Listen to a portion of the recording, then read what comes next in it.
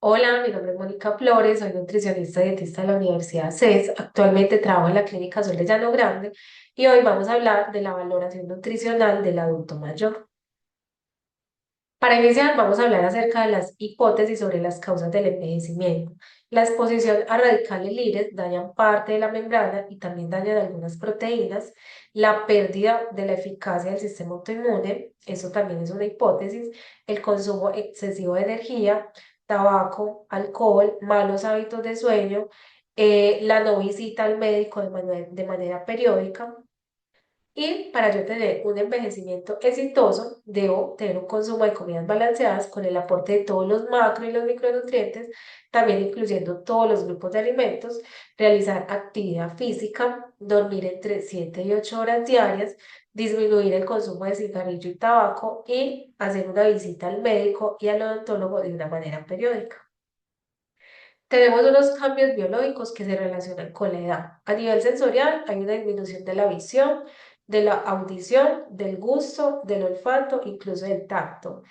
Y también se ven afectados algunos sistemas orgánicos como la estructura muscular, el sistema esquelético, las articulaciones, el sistema cardíaco, el sistema respiratorio, el sistema excretor y también se ve muy afectado el sistema digestivo. ¿De qué manera se afecta?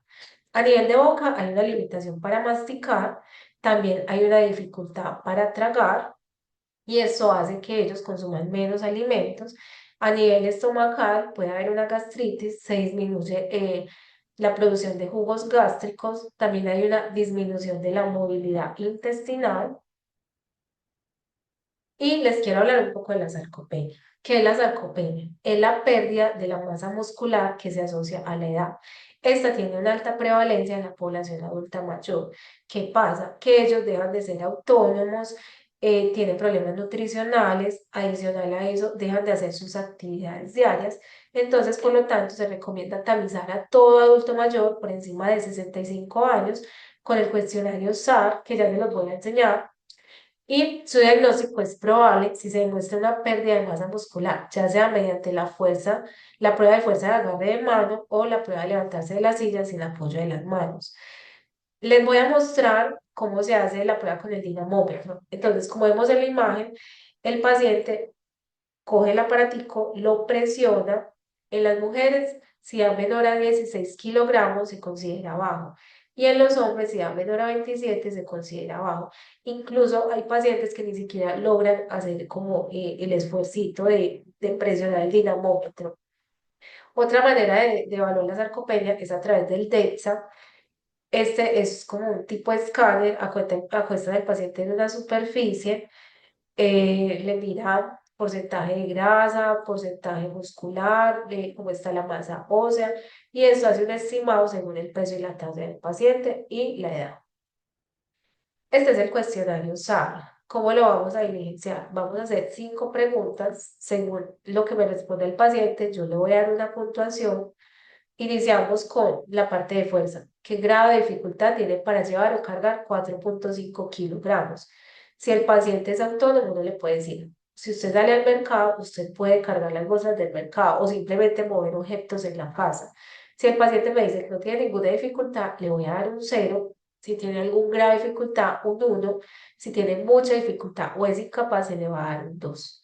En cuanto a asistencia para caminar, ¿qué grado de dificultad tiene para cruzar caminando por un cuarto? Ninguna, 0, alguna, 1. O si tiene mucha dificultad o incluso utiliza caminador o es incapaz de hacerlo, se le va a dar un 2.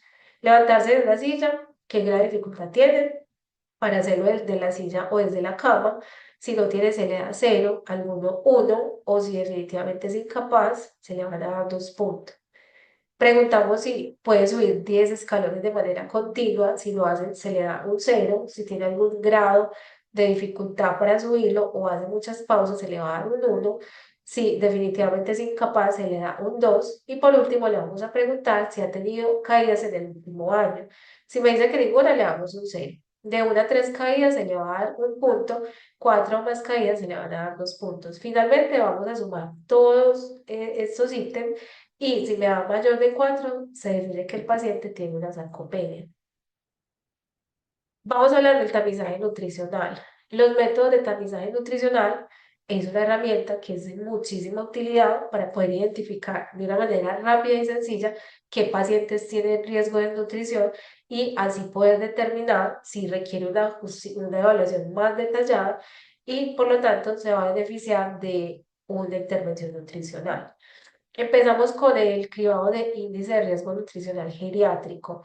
Este se propuso con el fin de detectar la función muscular en pacientes mayores y se hace a nivel institucional. Y acá se determina si requiere o no requiere un soporte nutricional. ¿Cómo se hace eso? Se despeja esta fórmula. Para poder hacerla necesitamos niveles de albúmina sérica, tener peso actual y peso ideal del paciente. Esto lo vamos a clasificar según el riesgo. Si está por debajo de 82 la puntuación, me da un riesgo grave. Entre 82 a 92 me da un riesgo moderado. De 92 a 98 es un riesgo leve. Y si no presenta riesgo, me va a dar por encima de 98. Otro cribado es el MNA. Esta es una herramienta que ayuda a identificar los ancianos desnutridos o que presentan algún tipo de riesgo. Este es una muy preferida, un cribado muy preferido, ya que se hace tanto a nivel de clínica como comunitario y en centros geriátricos. Y este se hace con una periodicidad anual en pacientes que son ambulatorios y cada 3 meses en pacientes que estén institucionalizados o en los que se pueda haber identificado algún riesgo de desnutrición. Hay dos tipos de mRNA. Está la versión corta y está la versión larga. La versión corta son alrededor de 7 preguntas. Y yo, dependiendo de la puntuación, puedo quedarme con esta o seguir con el otro que es más largo. Entonces, ¿qué se le va a preguntar al paciente? Si ha comido menos por falta de apetito o ha tenido problemas digestivos, dificultades de masticación o deglución en los últimos meses, en los últimos 3 meses, perdón. Si él me dice, he comido mucho menos, le voy a dar un 0. Si me dice que ha comido menos, se le da un 1. O si está comiendo igual, se va a apuntar con 2. Se pregunta si tiene una pérdida reciente de peso en los últimos 3 meses. Si esta pérdida de peso es más de 3 kilos, se le va a dar un 0. Si no lo sabe, se le va a dar un 1. Si tiene una pérdida entre 1 y 3 kilos, se le va a dar 2. Y si no había una pérdida de peso, se le va a dar 3. En cuanto a la movilidad, se le va a preguntar si se pasa de la cama al sillón. Si lo hace, me va a dar un 0. Solamente, o sea, si solamente se pasa de la cama al sillón, lo voy a apuntar con 0. Si tiene autonomía en el interior de la casa, se le va a dar un 1. O si sale del domicilio, se le va a dar un 2. ¿Ha tenido una enfermedad aguda o situación de estrés psicológico en los últimos 3 meses? Si lo ha tenido, se le va a dar un 0. Si no, se le va a clasificar con un 2. Si tiene algún problema neuropsicológico, supongamos que tiene una demencia o depresión grave, me va a dar 0, una demencia leve 1, sin problemas psicológicos me da un 2. Si tengo el índice de masa corporal, utilizo la F1. Si no lo tengo, me puedo utilizar la F2. Supongamos que tengo el índice de masa corporal. Si me da menor a 19, lo voy a puntuar como 0, de 19 a 21 como 1, de 21 a 23 como 2 y mayor de 23 le voy a poner un 3. En caso de que yo no tenga este dato, puedo hacerlo con la circunferencia de pantorrilla, o sea, puedo utilizar la F1 o la F2. Si la circunferencia de la pantorrilla me da menor a 31, le voy a dar un 0 y si me da mayor a 31, le voy a dar 3 puntos. Esto lo vamos a sumar y si me da entre 12 a 14 puntos, quiere decir que tiene un estado nutricional normal. Si me da entre 8 a 11 puntos, tiene un riesgo de malnutrición y si está entre 0 y 7 puntos, definitivamente este paciente tiene una malnutrición. ¿Qué se recomienda? Que si este primer cribado me da menor a 11, yo debo continuar con el resto de la encuesta, que incluye si el paciente vive independiente en su domicilio, si toma más de 3 medicamentos al día, si tiene úlceras o lesiones cutáneas, cuántas comidas completas, o sea, comidas principales consume en un día, si consume lácteos, huevos, carne, frutas, verduras, cuántos vasos de agua al día, cómo es su forma de alimentarse, si necesita ayuda, si se alimenta solo con dificultad o se alimenta solo sin dificultad. Se considera el paciente que está bien nutrido en comparación con las personas de su edad, cómo encuentra el paciente en su estado de salud y se toma circunferencia braquial y de pantorrilla. Según la puntuación, eso me da el estado nutricional. Si está 24-30, me va a dar un estado nutricional normal. Si está de 17 a 23,5 hay un riesgo de malnutrición y menos de 17 puntos me clasifica como malnutrición. Este es como un resumen del cribado corto. Entonces, si me da de 12 a 14 puntos, hay que hacer, está normal, vamos a hacer una reevaluación si hay un acontecimiento o una enfermedad y se va a tomar una vez al año en los que viven en la casita y cada 3 meses en los que están hospitalizados o viven en residencias. Si yo encuentro un riesgo de desnutrición o hay una desnutrición, hay que hacer una intervención. Hay que hacer un enriquecimiento de dieta, hay que manejarlos con suplementos y hay que hacer una evaluación nutricional. Este es otro cribado. Este es el MODS, es un instrumento universal para el cribado de la malnutrición. Está diseñado para identificar adultos con peso insuficiente y en riesgo de malnutrición, así como los pacientes obesos.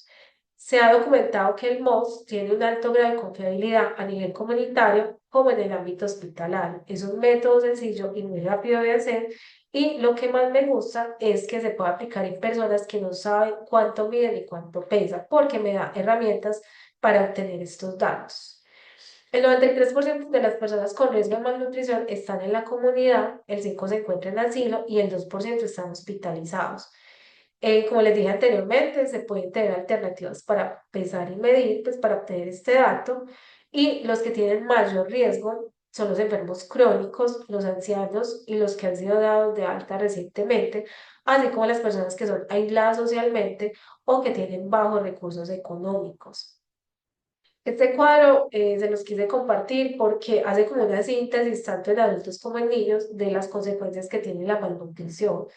Hay un deterioro de la respuesta inmunitaria, no funciona igual, hay una disminución de la fuerza muscular y hay cansancio, hay pérdida de masa muscular, hay pacientes que terminan en cama, una caída para ellos es casi que una fractura, hay personas que son súper inactivos, se pueden ulcerar, les puede hacer una enfermedad cerebrovascular.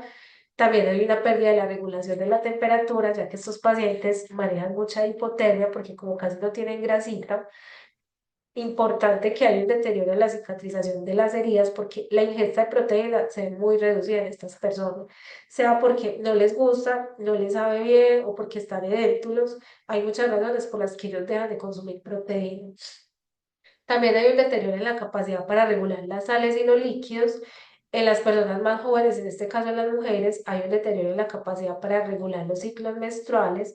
También hay un retraso en el crecimiento y hay un deterioro en la función psicológica.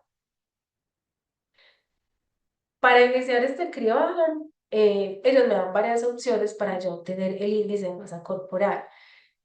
¿Qué es el índice de masa corporal? Es la relación del peso y la talla del paciente. Entonces, yo tengo varias opciones para obtener estos datos. Supongamos, yo no tengo ni peso ni talla, entonces puedo utilizar la longitud del brazo. ¿Y cómo lo voy a hacer? Mido la distancia entre el codo, que es el olecrano, y el punto medio del huesito prominente de la muñeca, que está en la apófisis estiloides, y en lo posible que sea en el brazo izquierdo. Se debe tomar siempre en el brazo izquierdo. Una vez yo tenga el resultado, me vengo para esta tabla y según el resultado que me haya dado, lo ubico si es mujer o hombre y con base al resultado yo ya voy a mirar cuál es la talla del paciente. ¿Qué tiene esta medida que puede que no sea tan buena? Y es que solamente se utiliza en personas menores de 65 años. Una persona que sea mayor no me va a dar un resultado confiable. Tenemos la altura de la rodilla. Esta me parece una muy buena opción porque incluye personas de 18 hasta 90 años y es muy fácil de hacer. Se le pide al paciente que debe estar sentado, descalzo, debe doblar la rodilla en un ángulo recto, se apoya la cinta métrica como se ve acá en la imagen y se lleva hasta la base del talón. Una vez tenga el resultado, yo me ubico si es varón, si es mujer y con base al resultado me va a decir cuál es la talla del paciente. Está la semienvergadura. Este también me sirve para calcular la talla del paciente. Tiene también una limitación y es que es en personas menores, perdón, de 54 años. Se le pide al paciente que tome la posición de brazos extendidos, ubico la escotadura external, o sea, la B, la base del cuello, ubico cinta métrica entre el dedo anular y dedo medio y este me da un resultado, el cual lo llevo acá y me lleva a la talla promedio del paciente. También puedo hacer el cálculo de la categoría del índice de masa corporal. Cuando no es posible obtener ni estatura ni peso, a mí estas opciones me gustan mucho, sobre todo porque yo sé que muchos de ustedes van a estar fuera de la ciudad, quizá en un pueblo, no van a tener muchas herramientas y llegan los pacientes que no saben nada y en algunos casos uno no tiene cómo pesarlos. ¿Qué vamos a hacer acá? El paciente debe doblar el brazo izquierdo por el codo formando un ángulo de 90 grados y mantener el brazo paralelo al costado. Medimos la distancia entre la protuberancia ósea del hombro, o sea, el acromio, y el extremo del codo, que es el olecrano, y voy a marcar un punto medio entre esa medida. Luego le voy a decir al paciente que baje el brazo y voy a tomar el perímetro del brazo.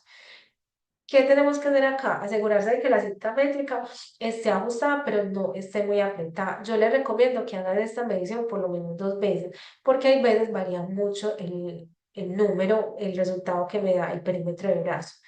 Si el perímetro de brazo es menor de 23,5, es muy probable que el índice de masa corporal sea menor a 20. Y eso quiere decir que el paciente esté en bajo peso.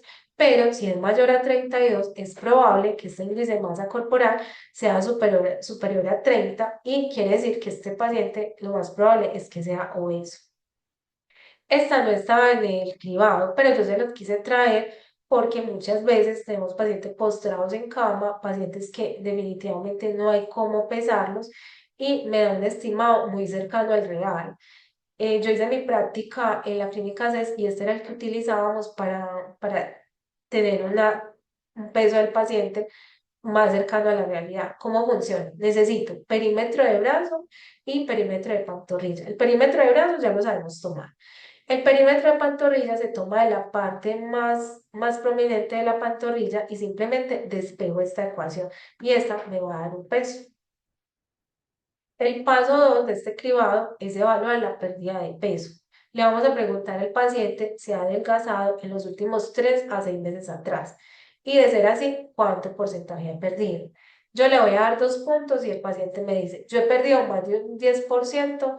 Obvio no le va a decir que ha perdido un 10%, pero uno más hace el estimado que equivale al porcentaje que ha perdido de peso.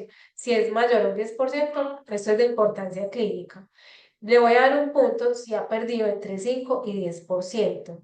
Esto es, a ver, este es un indicador temprano que puede haber un riesgo de malnutrición a largo plazo. Entonces, estos pacientes también hay que vigilarlos. Y si me da menor a 5 es una variación que está dentro de la normalidad. Puede ser porque le dio una gripa o porque le dio un virus y pudo haber perdido peso, pero no es tan significativo. Estas dos tablas que les estoy mostrando acá, de hecho, esto está en el aula virtual, me parece una muy buena opción, me parece una herramienta muy buena para que ustedes la tengan en su práctica, en su día a día, porque me hace como un resumen. Supongamos, yo peso 52 kilos y yo he perdido un 5% en los últimos 3 a 6 meses. Quiere decir que yo he perdido 2,7 kilos en este periodo de tiempo. Pero si yo he perdido entre un 5 y un 10%, quiere decir que he perdido entre 2,7 kilos y 5,8. No, yo tenía una pérdida muy importante que supera el 10%. Me está hablando de que en estos 3 a 6 meses he perdido de 5,8 kilos o más. Entonces, tener en cuenta que esta es una muy buena opción. Mire que tiene un peso muy amplio y aquí yo puedo establecer cuál es la pérdida. Si es bajo, si es de riesgo o si definitivamente es una pérdida muy importante. Y el paso 3 de este cribado es mirar si el paciente tiene enfermedades agudas que pueden influir en el riesgo de la malnutrición, mirar si está pasando por una enfermedad psicológica o algo fisiopatológico y es probable que no vaya a tener un aporte nutricional por los próximos 5 días. Esta hay que clasificar si tiene un riesgo nutricional, inclusive hay que mirar si son pacientes gravemente enfermos o que tengan dificultad para tragar. De ser así, le vamos a dar 2 puntos, vamos a añadir 2 puntos a nuestro cribado. El paso 4 es mirar el riesgo global de la malnutrición. Aquí es donde vamos a sumar los pasos 1, 2 y 3. Si me da 0 hay un riesgo bajo. Si me da 1 es un riesgo intermedio. Si me da 2 o más, aquí estamos hablando de un riesgo alto. Y Como les había mencionado anteriormente, estos son los tres pasos: calcular el índice de masa corporal, si hay una pérdida de peso involuntaria y qué efecto tienen las enfermedades que puede estar cursando en este momento nuestro paciente. Según este cribado, vamos a hacer como una intervención. Si está en dos o más puntos, hay un riesgo alto y hay que tratarlo. Puede ser, esto me puede representar un riesgo nutricional muy importante e inclusive llevarlo a muerte. Si está en uno, es un riesgo intermedio, simplemente vamos a observar y vamos a estar pendiente de que este paciente no haga un deterioro clínico más adelante. Si es un riesgo bajo, simplemente una asistencia habitual, hay que estar vigilándolo y lo más probable es que el paciente se quede ahí, aunque puede también haber un deterioro importante, pero sí es bueno que esos pacientes no los pierdan de vista. En cuanto a las personas obesas, es necesario primero controlar las enfermedades que tienen antes de tratar la obesidad. Dentro del plan de cuidados hay que fijar objetivos y qué propósitos tenemos para este tratamiento. Hay que tratar las enfermedades que tengan subyacentes, hay que tratar la malnutrición, sea con suplementos. Hay pacientes que no se pueden cubrir las necesidades nutricionales y pueden terminar inclusive en nutrición enteral o parenteral. Y hay que revisar la intervención nutricional y hay que hacer un plan de cuidados muy estricto con este paciente para evitar que la pérdida siga en el tiempo. Este es el resumen de este cribado. Tenemos el paso uno, el paso 2 y el paso 3, que estos son los que me llevan a la puntuación final. En el paso uno, si el paciente tiene obesidad, me va a dar un cero. Si está entre 18,5 y 20, me da un uno. Si está menor de 18,5, me va a dar un 2. Aquí vamos a clasificar el porcentaje de pérdida. Si es menor a 5, me da cero. Si es de entre 5 y 10, me da uno. Si es mayor al 10%, me da 2. Y si tiene alguna enfermedad, le vamos a sumar 2 puntos más. Y aquí vamos a mirar qué clase de riesgo es y qué vamos a hacer, cómo lo vamos a intervenir. Este cribado SNAQ, yo se los quise mencionar porque este cribado lo utilizan también en la práctica clínica, dice que tiene una alta sensibilidad y está diseñado para personas mayores de 65 años. A mí personalmente me parece que tiene datos que no son tan exactos. Por ejemplo, yo no le puedo decir a un paciente: has perdido más de 6 kilos en los últimos meses, porque eso es algo muy subjetivo. Yo tengo que medir ese porcentaje de pérdida, porque puedo tener un paciente de 100 kilos o puedo tener uno de 40 kilos. Entonces, me parece importante que sea como algo más puntual. Adicional a esto, el índice de masa corporal se considera en riesgo cuando está por debajo de 22. En los pacientes adultos mayores, el índice de masa corporal cambia, que ya se los voy a mostrar en otra diapositiva. Es para que sepan que también está, se les pregunta cómo están comiendo, si se pueden movilizar, pero tiene preguntas que en realidad son muy puntuales y pueden tener un margen de error amplio. Tenemos las medidas antropométricas, que es de suma importancia porque hemos visto pacientes que salen de consulta y el médico les dice: está normal, no necesita suplemento, pero resulta que el paciente tiene un índice de masa corporal de 19 y en una persona menor de 50 años se considera normal de 18,5 a 24,9, pero en los adultos mayores cambia. Yo considero normal de 23,1 a 27,9. Sobrepeso cambia, no es por encima de 25, sino de 28 hasta 31,9. Obesidad es mayor a 32. En las personas menores de 50 años es mayor a 30. Y acá se considera enflaquecido una persona que tenga un índice de masa corporal menor a 23.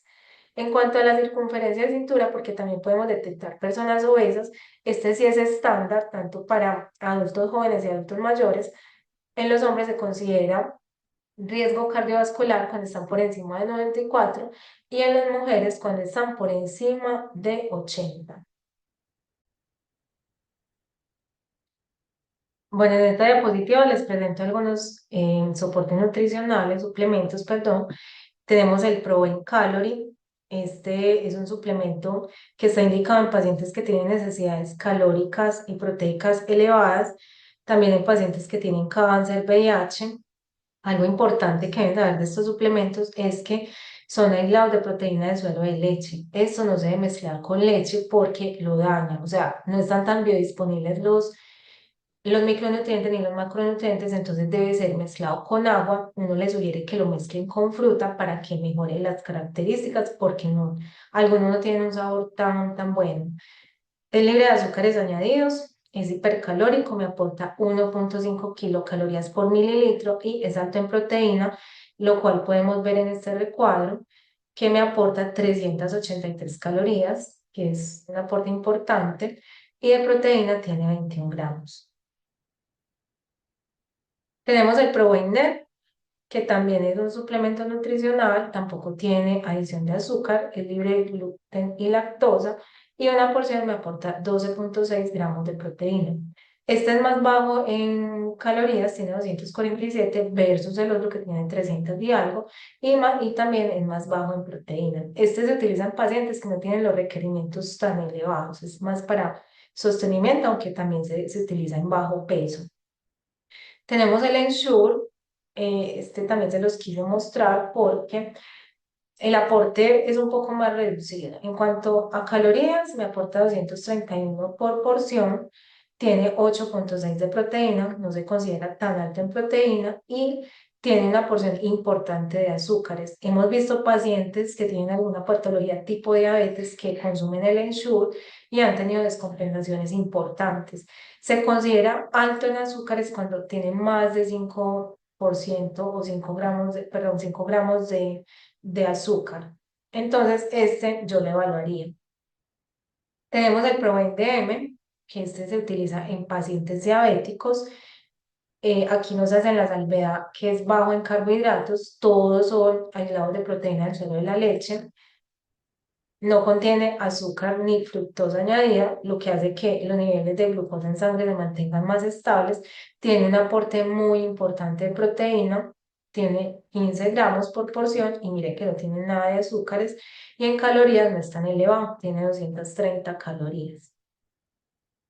También tenemos el Ensol diabético, también es apto para los pacientes que tienen este tipo de patología. Tiene el sello, que es importantísimo, que ya casi todos los productos lo deben de traer porque contiene edulcorantes. Los azúcares añadidos son mínimos, miren que son menores a 5 gramos. Me aporta 208 calorías, este es más bajo en calorías. Y de proteína me está aportando 12 gramos, que es importante. Esta es otra opción que a mí me gusta porque hay pacientes que no les sabe bien el polvo. De hecho, el Ensure viene también líquido, pero el soporte nutricional que me da no es tan bueno. Por ejemplo, este me aporta 15 gramos de proteína y me sirve entre comidas. Hay pacientes que tienen el poder adquisitivo de comprarlo. Es una buena opción y son bajos en azúcares. A continuación les voy a hablar de las dietas terapéuticas. Se define que es una dieta terapéutica cuando hay una modificación en el tipo de alimentación y esto se debe a algún proceso patológico y en esta dieta se modifica uno o más aspectos. Empezamos por la dieta normal. Esta dieta normal es la que se utiliza en los pacientes que no tienen ninguna patología de base. Está diseñada para aportar alrededor de 1.835 calorías, tiene todos los macro y los micronutrientes, tiene todos los grupos de alimentos y se le da al paciente que no tiene alguna condición. Algo importante es que no se ofrecen entre comidas y a partir de estas se derivan todas las demás dietas terapéuticas. Tenemos las dietas modificadas en consistencia. Acá tenemos la dieta líquida o la de líquidos claros. El aporte de esta es muy mínimo. Entonces se dice que no se debe utilizar entre 24 y 48 horas máximo, ya que los nutrientes no aporta básicamente nada. No tiene fibra, no tiene condimentos, no tiene lácteos, no tiene derivados lácteos y se utiliza básicamente en pre y posoperatorio, incluso pacientes bariátricos cuando hay alteraciones gastrointestinales y también cuando hay una transición de la nutrición parenteral a la nutrición enteral. ¿Qué alimentos están permitidos? Caldos, consomé, todo debe ser completamente colado y no debe tener grasa. También se pueden utilizar jugos de frutas naturales que deben ser colados, o sea, todo lo que debe pasar por el colador, todo.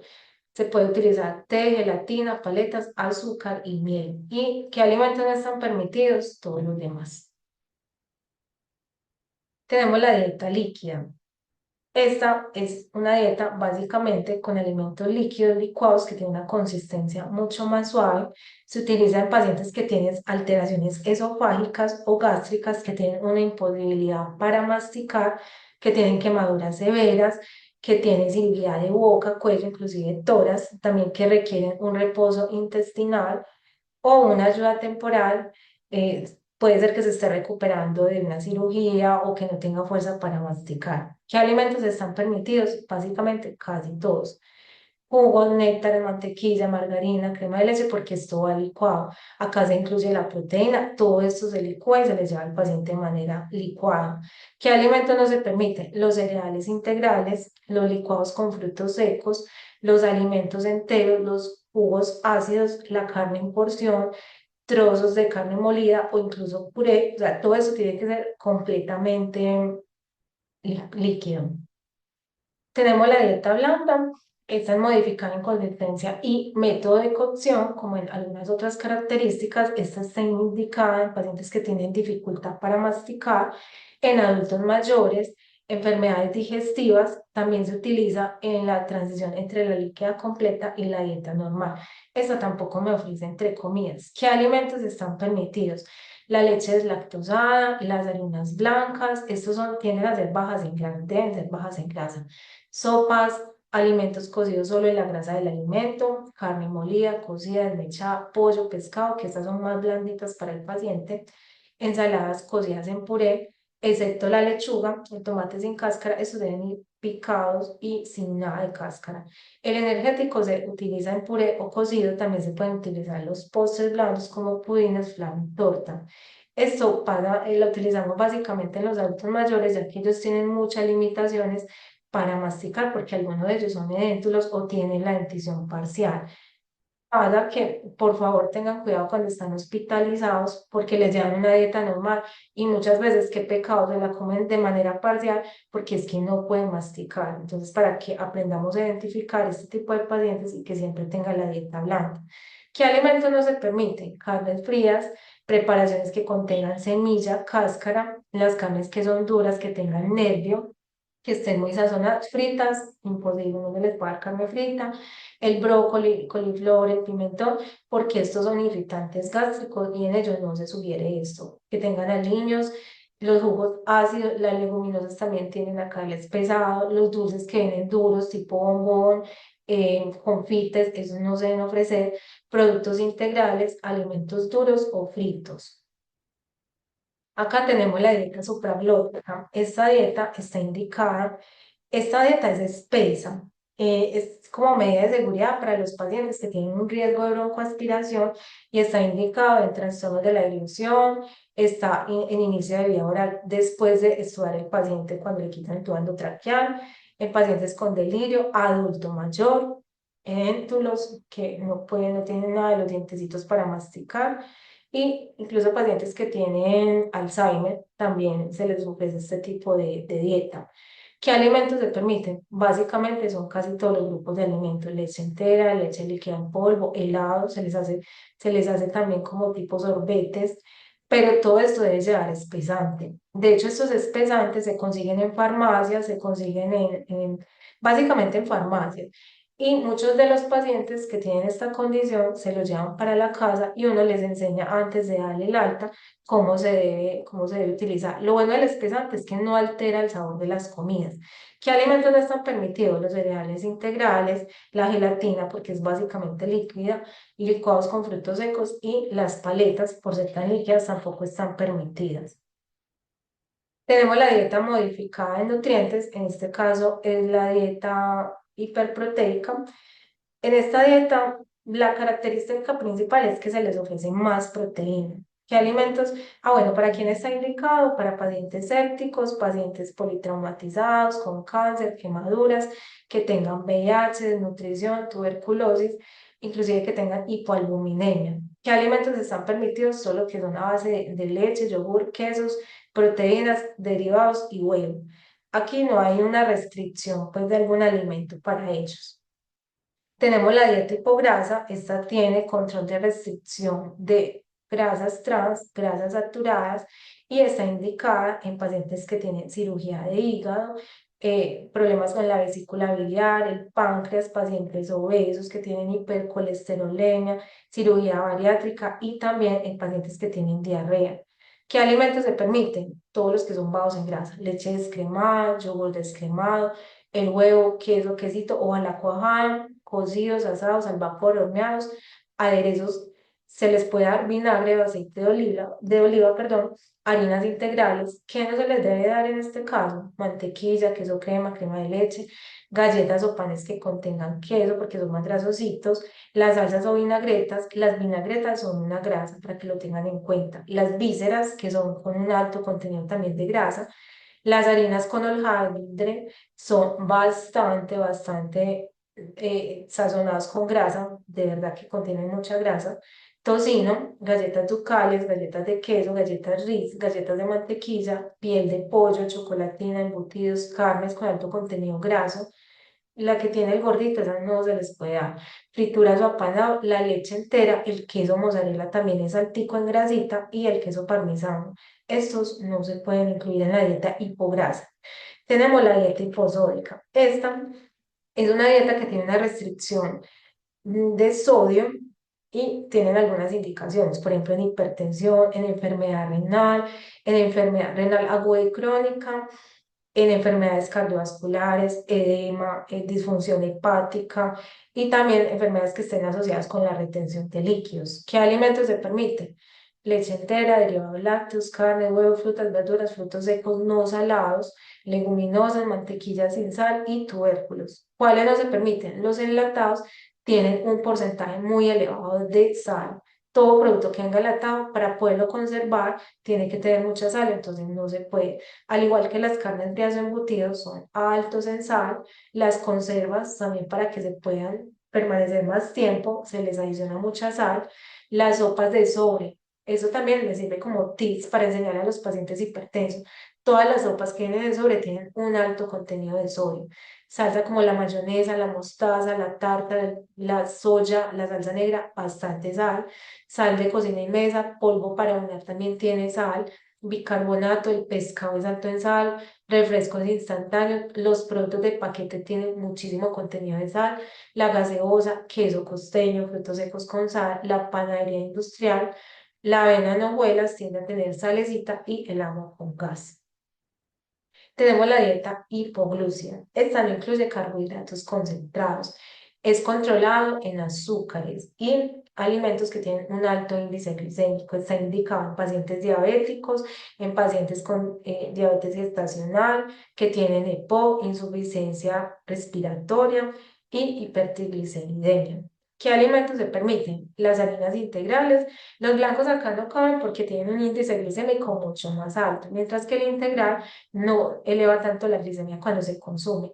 Leche semidescremada, derivados lácteos, hipoglúcidos y bajos en grasa, o sea que no contengan mucho azúcar y tienden a ser semidescremados. Frutas que no sean muy maduras. Uno le dice a los pacientes diabéticos como trata de comer las fruticas verdecitas en vez de las más maduras. Y con el banano, uno les dice que se coman solo la mitad porque si se comen el banano entero, esto sube el índice glicémico.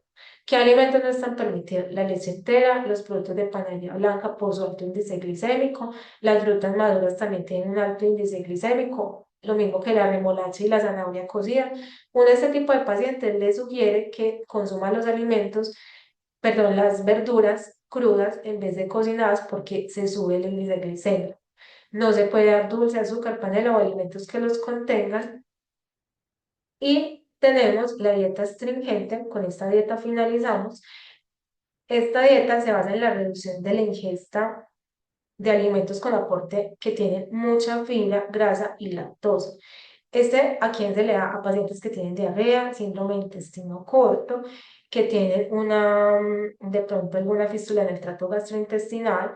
Y algo importante acá es que, bueno, vamos a mirar los alimentos permitidos. Frutas con alto contenido de pectina, estos favorecen bastante, sobre todo cuando hay una diarrea. La guayaba, la manzana, la pera, la leche sí se puede dar. Hemos encontrado que pacientes que tienen diarrea no les dan leche. Sí se puede dar, pero debe ser deslactosada, porque la lactosa es la que le genera este malestar y tiende a aumentar las deposiciones. Se les da tubérculos como papa, plátano, guineo, cereales bajos en fibra, sopas de guineo, plátano, arroz, agua de arroz, té, verduras cocinadas no productoras de gas como la zanahoria, la uyama y la alberja. Esto le genera mucha incomodidad a nivel gástrico. Y los alimentos no permitidos, definitivamente, la leche entera y sus derivados, las verduras crudas, las frutas ácidas, las grasas, los fritos, el café, los azúcares tienden a aumentar la diarrea, cereales integrales, leguminosas, carnes frías, frutas enteras, comidas irritantes y parma integral. Les quiero también mencionar los potenciadores de sabor. Esto lo utilizamos mucho con la población adulta mayor, porque ellos a lo largo del tiempo te van a decir, es que a mí ya la comida no me sabía nada. Ellos pierden el sabor, pierden el gusto y muchas veces por estas razones ellos dejan de comer. Entonces, les recomiendo pues como que lo tengan en cuenta en caso de que identifiquemos estos pacientes. ¿Qué es el potenciador de sabor? Es una sustancia, puede ser natural o sintética, que se le añade a los alimentos y este realza el sabor. Puede ser propio del alimento o lo puede hacer un poquito diferente. Esto lo que hace es que aumenta la percepción de los sabores y ellos pueden sentir más, como disfrutar el alimento y hacer que sean como más intensos. Uno de los más utilizados, que es el que les voy a mencionar, es el glutamato monosódico. Este es un compuesto sintético que se encuentra de forma natural en algunos alimentos y es responsable del sabor umami. No sé si lo han escuchado, que es conocido como el quinto sabor. Este incluye como el sabor ácido, salado y el amargo. Y hablando del glutamato monosódico, este es uno de los potenciadores de sabor que más se utiliza en la industria alimentaria. Se utiliza mucho en los hospitales, pues en los servicios de alimentación, porque mejora mucho las características de los pacientes. Tenemos algunos que son, por ejemplo, las hierbas frescas y las especies secas, que son potentes potenciadores y se utilizan en la cocina en todo el mundo. Y esto me da aroma, me da sabor y hace que el paciente sienta una experiencia mucho mejor, entre los cuales encontramos el romero, el tomillo, el cilantro y el comino. Uno le recomienda a los pacientes o a los cuidadores, como ve, utilizar especias, el curry para resaltar el sabor y que el paciente coma, porque ha pasado que el paciente dice es que no me sabe nada la comida y por eso también dejan de comer. Entonces, este es como un tip para que ellos lo utilicen y puedan pues como disfrutar más de la comida. Tenemos los cítricos. Está el limón, la lima, la naranja, son muy buenos potenciadores porque son sabores naturales que le dan frescura y me aportan acidez. Ojo, que esto pues hay que evitarlo en los pacientes que tengan pues como la gastritis o tengan algún problema gastrointestinal mencionado anteriormente. Bueno, esto era lo que les traía hoy. Quedo atenta si tienen alguna duda o alguna pregunta.